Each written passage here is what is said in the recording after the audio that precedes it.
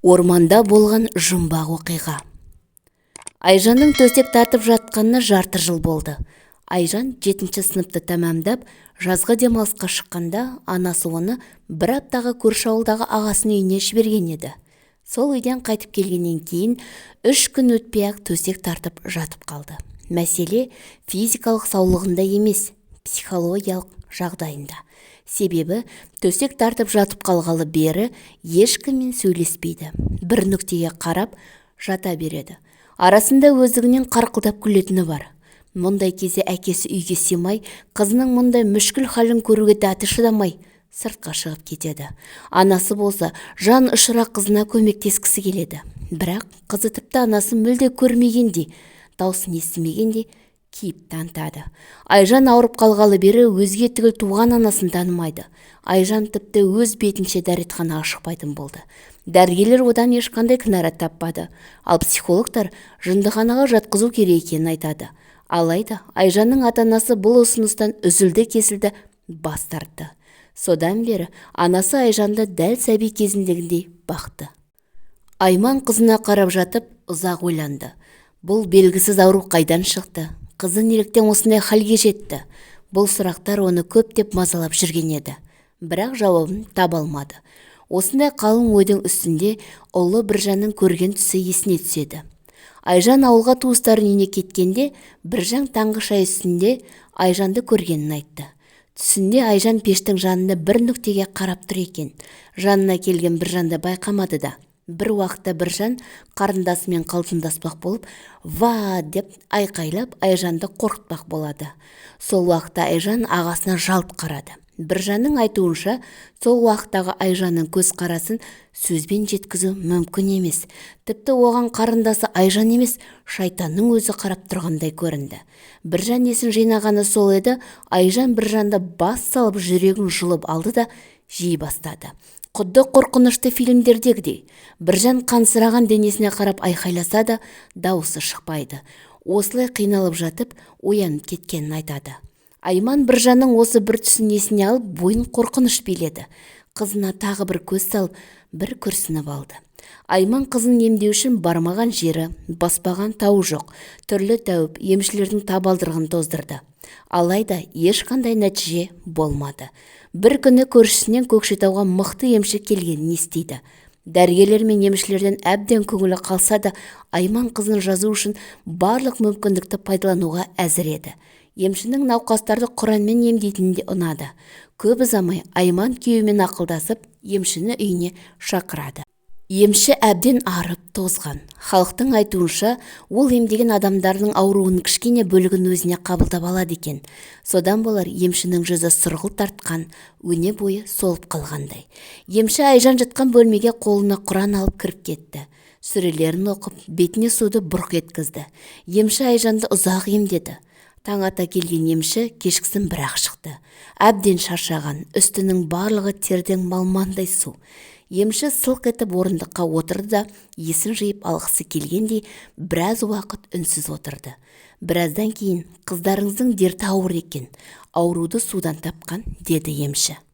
Айман мен күйеуі емшінің сөздерінен кейін ұзақ ойланды. Неліктен судан? Қандай судан? Деген сауалдар бірінің артынан бірі маза бермеді. Ойға шомып отырғанда Айжанның анашым дегеніне даусы естиді.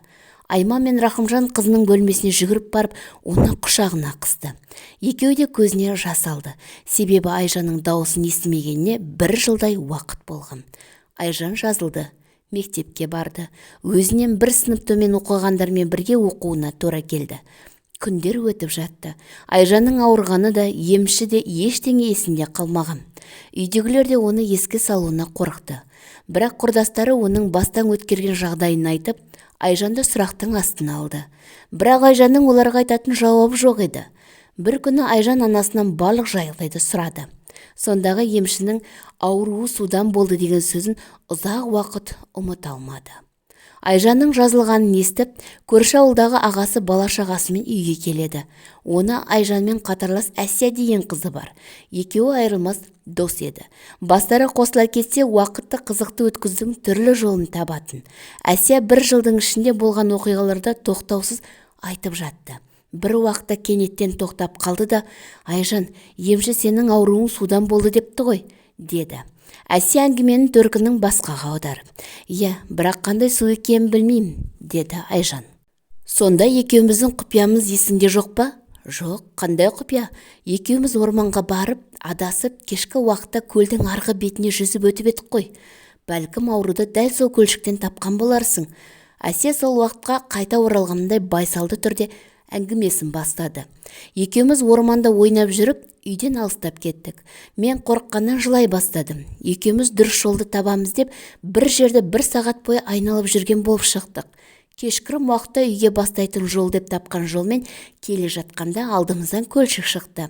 Мен жүз алмайтынымды айтып жылай бастадым. Сол уақытта сен мені алып жүзіп өттің.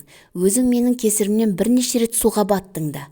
Жағаға шыққанда далаға қараңғы түскен.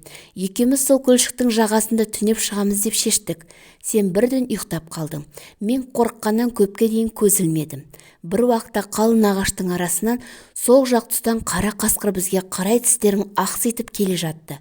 Мен айқайлап, жылап сені оята бастадым. Бірақ сен оянбадың. Сені қанша оятуға тырыссам да бұл әрекетімнен ештеңе шықпады. Қасқыр бізге қарай жақындап келе жатқанда оң жақтан ақ қасқыр шықты. Ақ пен қара қасқыр бір-бірімен төбелесе бастады. Ақ қасқыр екінші қасқырды жеңді де келген жағына қарай кетті. Қалың орманға толық жұтынып кетпей тұрып, бізге көз тастады. Таң атқанда сен ояндың. Мен түнде болған жағдайды айтып бергенде сенбеген едің. Таң ата бізді ауыл тұрғындары тауып алды. Екеуміз 2 қасқыр туралы оқиғаны да көлшіктен жүзіп өткенімізді де ешкімге айтпаймыз деп шештік. Айжан сол кезде бастан өткергенін еміс-еміс есіне түсірді.